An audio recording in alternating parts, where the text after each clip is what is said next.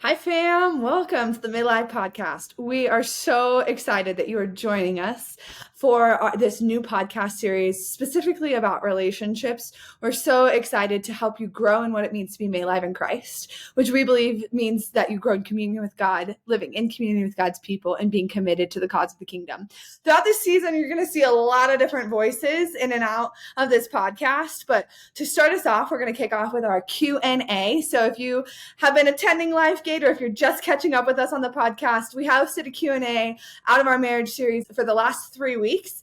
And so we collected a bunch of questions, and we're going to answer some of those questions here on this podcast. So we have some staff members who are going to jump in and answer some of those questions. Today, we've got Pastor Nirup, Pastor Liz, and Pastor Bryan, and myself, Haley Gregory, joining us.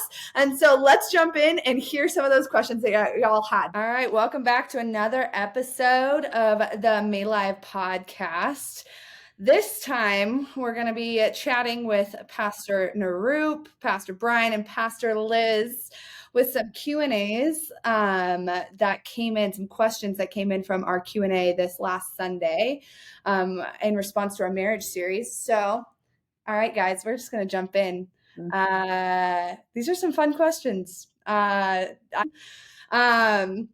So here we go. How important is it to consider one another's family when dating? And how do you faithfully navigate difficult family dynamics and expectations when dating? Let's start with the person who's still going on dates. Oh, interesting. It's interesting. Liz, meet any people you're like, I like this guy, but I do not like his family. Yes, date's That's over. fair. Yeah. That is a real Date thing. is over. What did you well, not like about their family? Oh, yikes. Wow, we can't get too personal here. What was their name? What was the last name? What was their name? Who are they? First, last name, Social Security?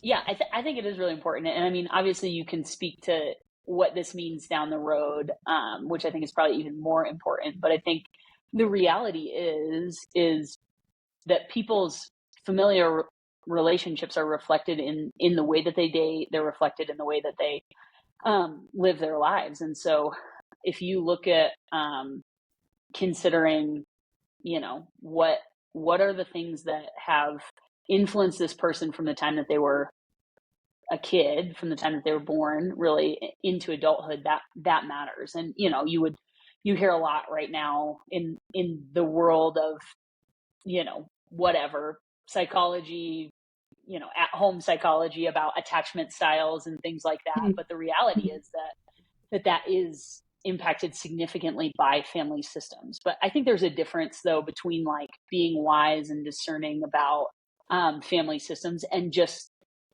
having a preference that's like, well, I just don't really like, his mom's voice or, different things like that. Seems like a specific situation. Yes, annoying that seems voices. real. That seems like a real situation. I'm not naming happened. names I think there is a difference between some of the preferences that we have around like, well, like, my mom taught me that somebody should be cooking and your mom taught you that someone else should be cooking. And I think those are things that are much easier to overcome than some of the other kinds of trauma within family systems or brokenness within family systems that really you just have to be wise about, not discounting that the Lord can redeem anything. Sure. Yeah. So Liz, question for you. I don't think this is as true anymore when I was dating 17 years ago. Maybe for you, Bryan, for you, Haley, because you guys are, Haley, you're 3 years in? Yeah, 2.5. 2.5. Bryan, you're 2.5 too, or 3.5. So now, because politics is a religion now. Yeah. So would you consider someone where you're like, man, they are like next level, like politics is a big deal for them, and that's what comes up at the dinner table and things like that. So are those kind of things, would you say, red flags for you? Or even if they're the person you're dating is like, I don't really give a crap, but the family's really into that? I think there's a difference between red flags and maybe yellow flags. Things that give me pause, things that I want to consider. And I think politics is so ingrained in sort of our culture right now and so volatile that I think there is like things to consider. Like there's, if you go on dating apps now, literally you select your politics. There's literally options now for selecting if you are vaccinated or not vaccinated or would never get vaccinated. Like that's but that's like the world. Wow. That's the reality that we're living in. Is there a lot of charged opinions about it? And I think some of it is like, what is the posture that someone is taking? The individual primarily, but also their family in certain ways. Like you can have strong opinions in one direction or another, but if you're approaching it with humility, then I think that's okay. Like I think you get to have strong convictions, and we would say that we, like desire people to have strong convictions, but we want to hold particularly convictions that are nuanced scripturally or not mentioned scripturally. We want to hold those opinions with a lot of grace and with a lot of humility. So without throwing anyone's family under the metaphorical bus, would you guys date or marry someone whose family were not followers of Jesus, but they were? I mean, yes. Yeah. I take the silence as conviction is rising.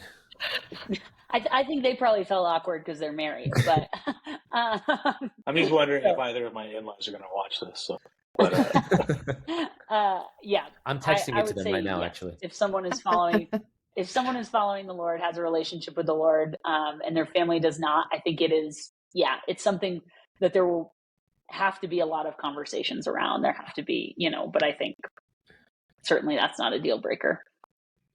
Okay, what if someone's family was following the Lord, but like they interpret the Bible differently, they see faith differently? It's almost just this kind of, I don't think we're on the same page at all, faith-wise. Right. Yeah, I think it gets really hard and messy. I was chatting with a friend of mine recently who went on a date with a guy, and they start chatting, and they guy loves the Lord, and this friend of mine is really involved in church. This person is like loves being a part of the local church, the whatever. And they start chatting, and this other individual starts talking about their perception of what the church is, and really didn't feel like they needed the church. I believe in God. I believe in Jesus. I think, he's a savior. I think the church is good for some people, but I don't really need that. I think, here are all the things wrong with the church. And it pretty quickly came to light that the way they orient their lives is just really different. And so it wasn't necessarily, I think some of it comes down to a core theological use, but a lot of it just comes down to the orientation of your life is really different, and it's not. And that was a conviction that my friend wasn't willing to sort of stand down on, I guess. Good for them. And so I think you have to consider what are the core sort of primary doctrines, theologies that you have to stand by, and what are the ones that are like, okay, if you have a different perspective of the end times than I do, then like we're going to be fine. Like, there are a lot of things that, I dated a guy once who said they don't really listen to what Paul says. They only listen to what Jesus says. And that was a bummer. Yeah, that is a bummer. You're like, Paul's nice. He's a nice guy. So there's a lot of the Bible. You were going to say something too. Oh, Haley, you I were was going to say just something? Yeah, I think that understanding somebody's family dynamics while you're dating is really important, because I do think it informs your marriage in a sense, right? Yeah. Seeing how somebody treats their family when you're dating them will reveal a lot too about how, one, they will treat you, and two, how they will just continue to treat people in their life. I think about that a lot when I think about Jalen and the way he treats his family. He treats them with like a respect, especially his sisters, right?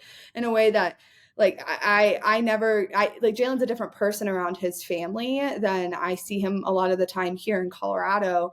Not in a bad way, actually in a much more beautiful way. He expresses himself. He has like this care and this empathy and this depth of emotion around them that I think is really interesting. And I think it's not just like negative family dynamics. I think there's really positive family dynamics that come out when you see them interacting with their family in that way. But when it is challenging, I think it reveals something to you about the way in which, like, how do they approach that? Do they approach it and then talk down about their family, or do they approach it with like the sense of like, you know, I see this as an issue that could potentially impact my soul in the future, right? Like, oh, I see the broken ways that my family of origin operated, and yet I am working with the Lord and kind of helping to see those things and to recognize them in my own life. And I think family is really hard. And family is always going to be a part of your life. And so figuring out how to navigate that in your own way, because every family is broken, and each family manifests it in a different way. And so just because one family unit seems particularly challenging doesn't mean that that won't be the other family system later in life. Yeah, Bryan, how is it for you? Aaron dating someone who is family's a very, very different culture. Yeah, I guess that was kind of the direction that I am thinking in as all of you have responded so far, is that actually I draw myself towards the specifics of this being a question about dating. And I would like to emphasize to any listener who is in that position is that you actually do have agency to choose what you have to navigate. Right. I think you, as a believer, empowered by the Holy Spirit and in agreement with your partner, your spouse, can navigate anything. But just because you can navigate anything doesn't mean you have to navigate anything. Yeah, so you in your dating phase are actually in a prime position to choose which things you want to navigate. And I think that's an important distinction, because that does not mean that you don't like or love your potential spouse. It does not mean that you disagree even with the things inside of the life of your potential spouse. But it is okay to say, this seems too complicated for me and I don't want to navigate it. Or it is also okay to say, this seems really complicated to me and I love you enough to try to navigate it. But when you make that decision, you need to remember that once the commitment's been made, once the covenant has been entered. So for Aaron and I think a lot of what we thought we were choosing to navigate evolved and changed. And so I think it's also important to remember that your commitment is not to their family necessarily. They are tied to it and informed to it. But in your effort to create a new family separated from your family of origin, it's important to remember that your covenant is first and foremost to that individual, although there is a community likely behind that individual. And so, I don't know, I think it's a lot of both ands, not really, and also a little bit like, and all that in between, where when you're dating someone, it is navigation, but it's also choosing what kind of navigation you're going to end up in once you're in marriage. And so I think faithfully following the scripture and having that conversation pretty regularly with your potential spouse is maybe the most important part. Somebody's going to maybe here, even on this podcast, is going to disagree with what I'm about to say. I actually don't think any conversation, topic, issue is too serious to bring up at any point. I think obviously you should navigate that with discretion and wisdom.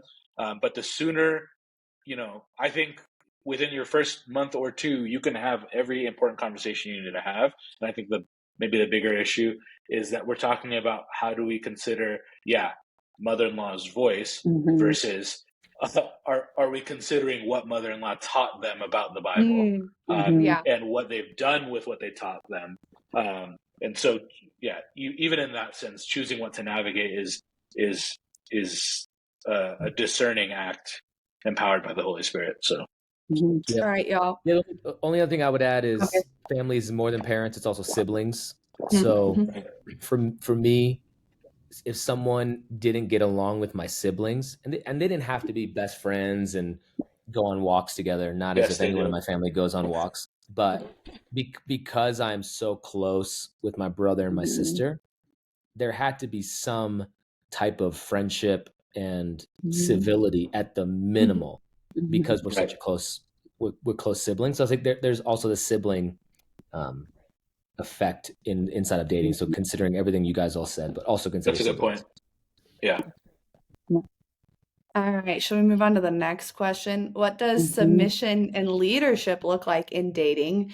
And do you feel Christians are called to dating or courting? Yeah, Liz, how do you submit on these dates? Yeah. How do you define those terms? I'll submit to your answers. I would say, okay, so here's my 5 phases or 4 phases of dating, and then the fifth phase is marriage. Okay, the first phase of marriage. You should take notes. Yeah, you should put on your profile, your dating profile, been through 4 phases. So phase 1 is I would call it's the discernment, or it's the discovery phase. You're just discovering things, and of course, you're not discovering things you're not meant to discover with your spouse. You're discovering what are you referring likes and dislikes and family and faith and maturity. You're discovering things, and I think that's hey, like, we're not committed to each other. I think you can say, can we enter into a period of discovery? We're learning about each other. There's a great book called 101 Questions to Ask Before You Get Engaged. And I think it's just, you can go through, and some of them are really easy. What's your favorite color? Other ones are, how did you come to know the Lord? So if on date 1, the person's saying, I'm not a believer, I don't know if I believe in this. Like, okay, you don't need to get to question 2. You don't need to get to question 1. So there's the discovery period. Then there's the discernment period. Based on what I've discovered, I now need to discern with wise voices and friends and people who are older than me, whether or not this should move to the next phase. The next phase is the decision phase. At the decision phase, we are moving towards marriage or we're moving towards breaking up. There's no it's either one or the other. Then it's now that if you are engaged or getting married, then it's the direction phase. Now you're moving in the same direction. Vision, values, what we're going to build a life on. And then once you're married, you're in the devotion phase. We're devoted to one another and devoted to Christ. So there is no submission to leadership in dating, because you're not, the call of the scripture is to submit to your husband and lead your wife. So I am not called to die to my girlfriend, and nor is my girlfriend called to submit to me. I don't need to lead her. The Bible doesn't say, boyfriends, love your girlfriends as Jesus loved his girlfriend. Like, it was his bride. So there is no submission. The only submission you should have in dating is to an older, wiser voice who is courageous enough to tell you whether or not this is a person you should be with or not. And that can be pastoral voices and voice in the church, trusted voices. Ideally, seek voices that don't have a benefit. They don't have anything to gain or anything to lose based on your relationship. That's what I would say. That's the only people you need to submit to. And are Christians called to date or court? Liz, I would let you answer this more. Bryan and Haley, you guys have been closer to dating than I was. I come from the school of thought that if you are not moving towards marriage and not ready to be married, there's no point in dating. That's my old school. Nirup turned 40. He's old now and he says weird stuff. But that's what I would say. I think it's pointless to be 15 and date, because you're not going to get married when you're 15. So, fair enough. I think maybe before you move on, Nirup, and I don't know that there will be an actual answer to this, but what do you think about like timelines for those kind of stages that you're talking about? I think the discovery is not as long. It's obviously there's different things involved, personalities, vocation, distance. It's easier to discover someone when you're living in the same town versus if you're long distance. But I think on a general sense, it's like 3 months. Like you should know enough in 3 months. You should have seen enough in 3 months. They should have been around your friends and your family enough in 3 months where you have enough information on whether or not you're going to begin discerning. But this we've been dating for 7 years, dating for 4 years, dating for 18 months makes no sense to me. No sense. Like, this is an important decision. It's so important that you should have your spiritual eyes, your spiritual ears, your spiritual heart, your spiritual friends open to discerning, hey, help me discover this rather quickly over the course of 3 months. Because that way you're not like, wow, I've invested. Because Right. honestly, I've been around enough couples to tell you Mm-hmm. the length of their investment makes it harder for them to Yeah. end the relationship. Like, we've been dating Yeah. for 4 years and I see all these red Right. flags, but we've been dating for 4 years. I'm like, Right. Mm-hmm. that I like, that's heartbreaking, but that's still better. It's better to end Mm-hmm. a relationship that should never get to engagement. It's better to end an engagement that should never get to marriage versus getting into a marriage where now things are imploding because there's so many things getting unearthed that could have been discovered in the discovery period. Right. I think that's good wisdom. And I think, I will piggyback off that towards the dating or courting before we move on. I think you have to look at what you're seeking. Because often when you're in these sort of, if you're dating not for the purpose of marriage, it's easy to say like, yeah, I don't want to be alone. So of course I'm going to stay in this relationship until somebody better comes along. Or, and it may not be necessarily like sort of an insidious thought or motive, but it may just simply be like, well, so-and-so likes making out with somebody, so they of course want to keep dating someone. And so if the purpose and goal isn't marriage, then you have to ask yourself, what are you seeking out of that? Is it validation? Is it something physical? Is it something emotional, or some kind of affirmation that you're looking for? And I think often we get into these situations where it is a long drawn out relationship with no intention of marriage, because there is something outside of something that we're seeking, some kind of validation or something like that. Yeah. Is there a definition of I would add to terms? this, Like, what's the difference between dating and courting? Sorry for my ignorance. The way I read it was dating just kind of for the sake of I'm going on multiple dates, versus courting is we had the DTR, I'm with you, you're with me. I feel like it almost is like intention, right? Like that's whenever I see the terms dating and courting, I think of it with intentionality of like you're dating to date, like you're dating to like go on dates with people to just like, not necessarily with the intent of marriage, whereas courting feels like it's an older term. And Liz, you're in this world right now, so please correct me if you don't feel like this is correct, but like I feel like courting is that like you are heading towards like with the intention of marriage. It feels like they are somewhat synonymous, because when you're courting somebody, you're typically going on dates with them, but courting has a little bit more intention. I think the question itself, that is what it's referring to, is what you're talking about, Haley. I don't think that the general population would use those terms. Like, I think Christians are dating with an intention of marriage, just like Haley's saying. And I don't think you'll hear that of like, oh, we're courting each other, without like some weird Joshua Harris things, reference there. I believe the term is going steady. Goodbye. Going steady. Yeah. It says it's still recording on my side. Says it's recording on my side. Haley's gone. Now she's gone. Liz, you would be surprised though. People come to my office and they ask me about, hey, I would like to like specifically court this person. What is your advice and wisdom on it? And I think it's rare. It's very rare. Yeah. I think maybe the other side of it of like, I know a lot of people who have the intention of marriage, but just call it dating because it's a weird thing in our world to use the term courting. Like, Yeah. I think what's interesting in dating today in the Christian world, and I don't know if it's right or wrong. So whoever's listening, I can't tell you this is right or wrong. I can simply tell you the difference between when I was dating 17 years ago and today.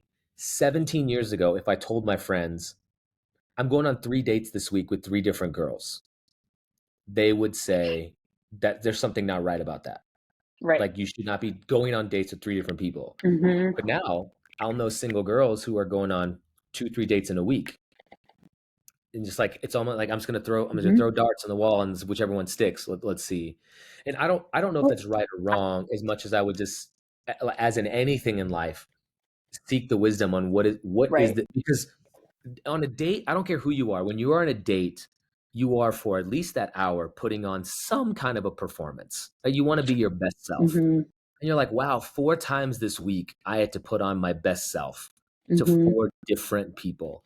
And I think if you're not careful, that can create like an unhealth or a brokenness in your soul where you're unable to maybe break out of that at different times. So that would be my only, I think it was interesting. there's a specific reason for that. And it's this world of online dating. Like it's Oh, yeah, what 100%. happens. It's what happens when you're not dating within your social context. Because when you were dating, you dated people you knew.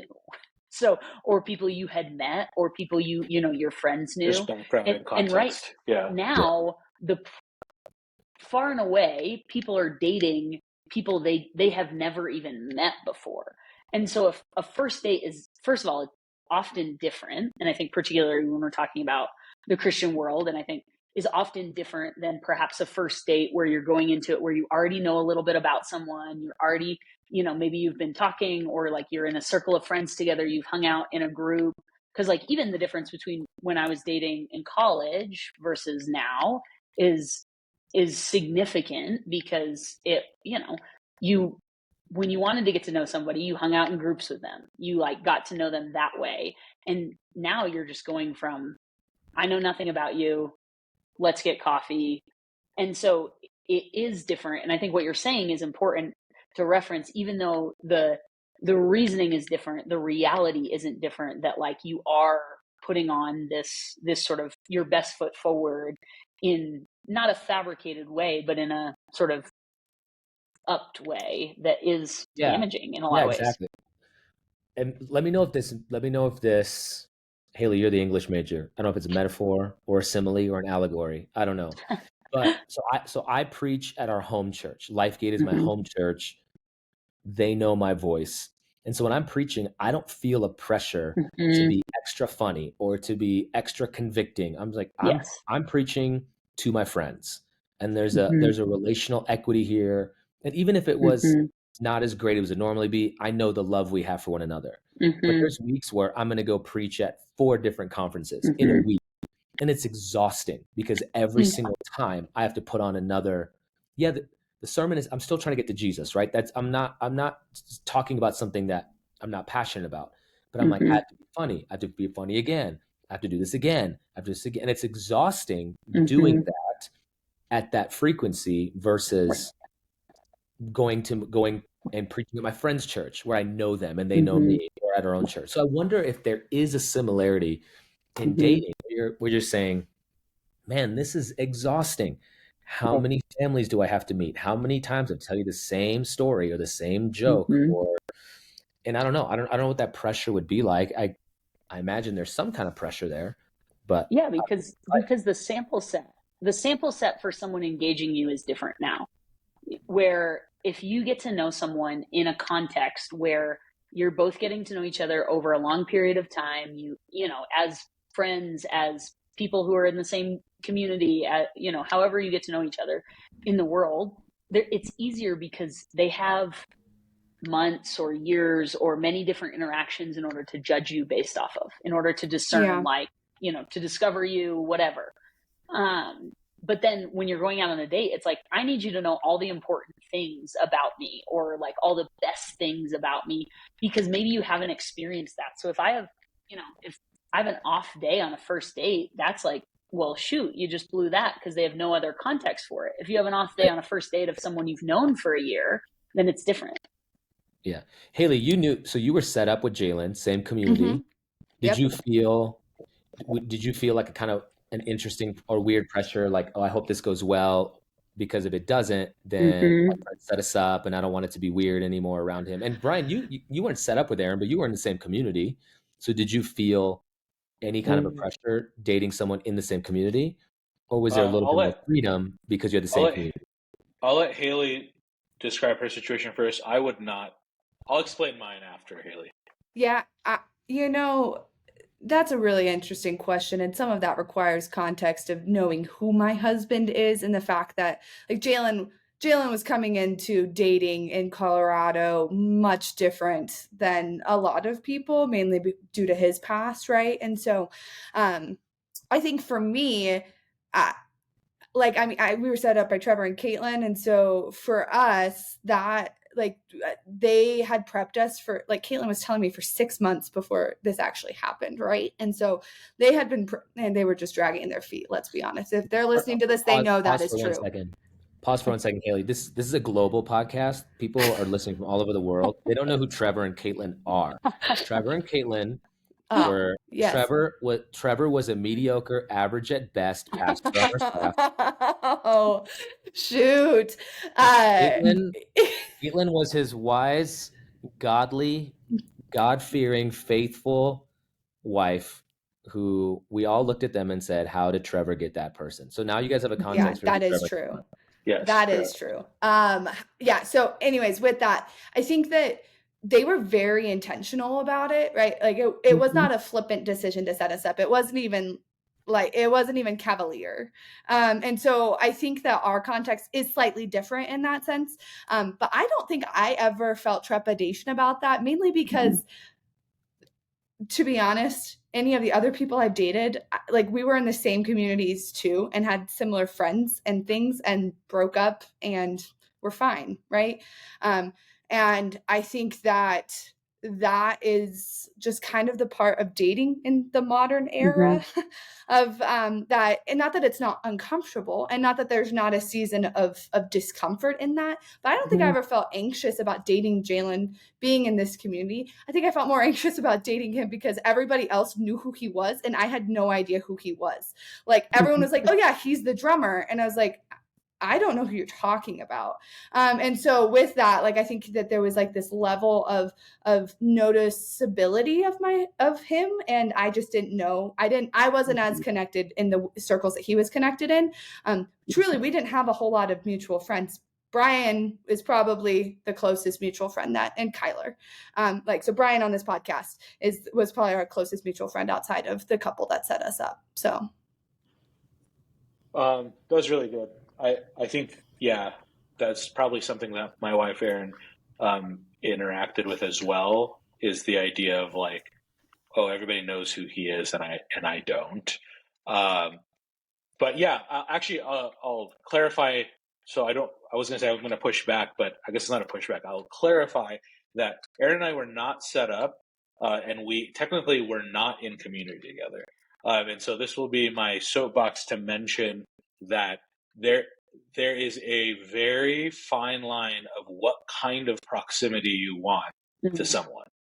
And I think our biggest advantage was we were both proximal and not proximal at the same time.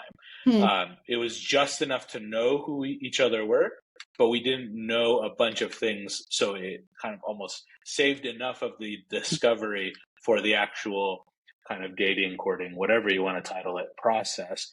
So Erin and I met 6 months prior to her coming to LifeGate to attend at a housewarming party. Never met her before, and she was dating someone at the time. So asked around, found out she was dating someone, set the idea aside, and she just happened to start attending LifeGate 6 months later, single. And so for me, it was like this thing where I had already started developing probably 3 or 4 months prior to her a community at LifeGate, and she was essentially brand new. I don't want to say that it was like that's the strategy to find somebody who nobody knows, but at the same time, I knew people she knew, and she knew people that I knew, and that was the proximity. And so the advantage is we have the community to tell us this could be a good thing, at least the green light to go on that first date. But then it was like deep, fast discovery pretty quickly. I wouldn't even say 3 months. I agree with Nirup. I think 3 months, 90 days is a good timeline. But for us, we got to know each other probably over the course of about a month, and discovery was over, and then it was on to discernment. Now, our discernment period lasted probably way too long, and that's more of a man's dragging of a feet situation. I was obsessed with attaining 4 seasons. Somebody had once told me during that time, if you see somebody in 4 seasons, then you've seen everything that you need to know about them. But yeah, I say all the time, after the second date, I already knew that I was probably going to marry Aaron.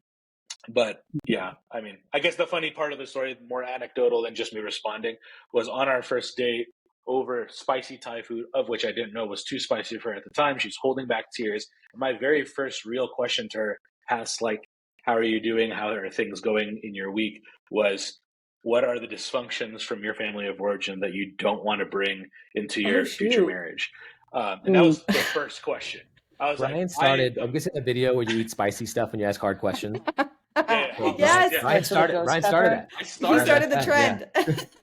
All right, y'all. We are at time, and so thank you. I'm sorry, I'm cutting you off. I have more time. I have nothing. I have no life. I have nothing better to do. We got things to talk about. You got. I can keep talking. 3 pastors do you in the want chat to? room and I mean, if we have one last question, let's go one more question. Do you want to do the? Is it an issue to live together when abstinent? That feels like a fairly easy but also important question.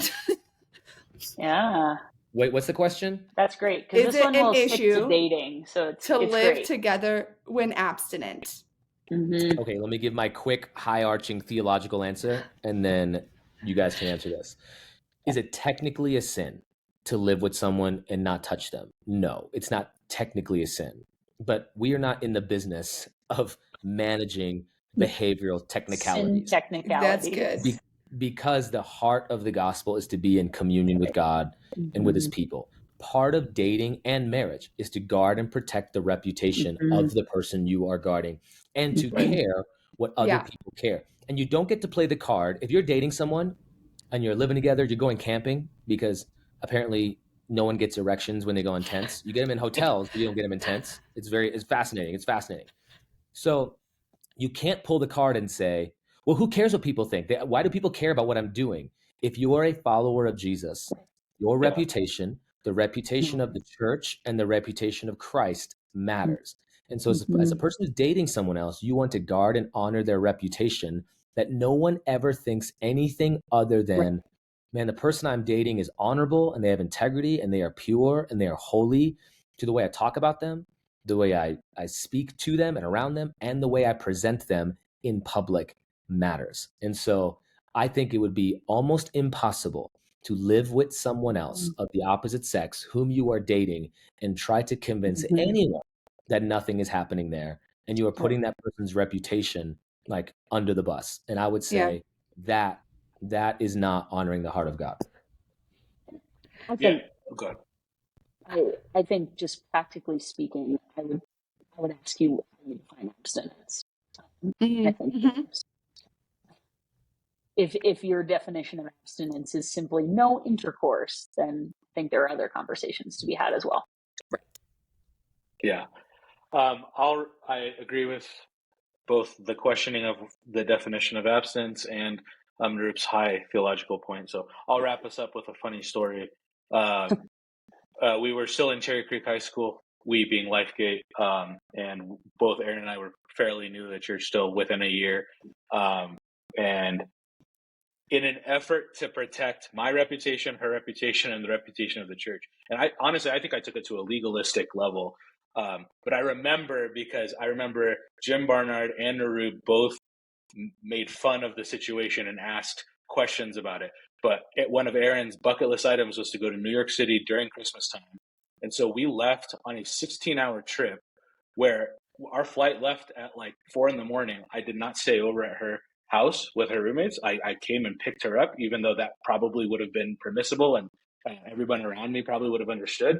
And we did not stay the night. So we did a red eye into New York City, did all of the things in 16 hours and took a red eye out. And I made sure to say that multiple times, of which Nirup and Jim still wanted to make sure that people knew that was silly that I was doing that, and so on.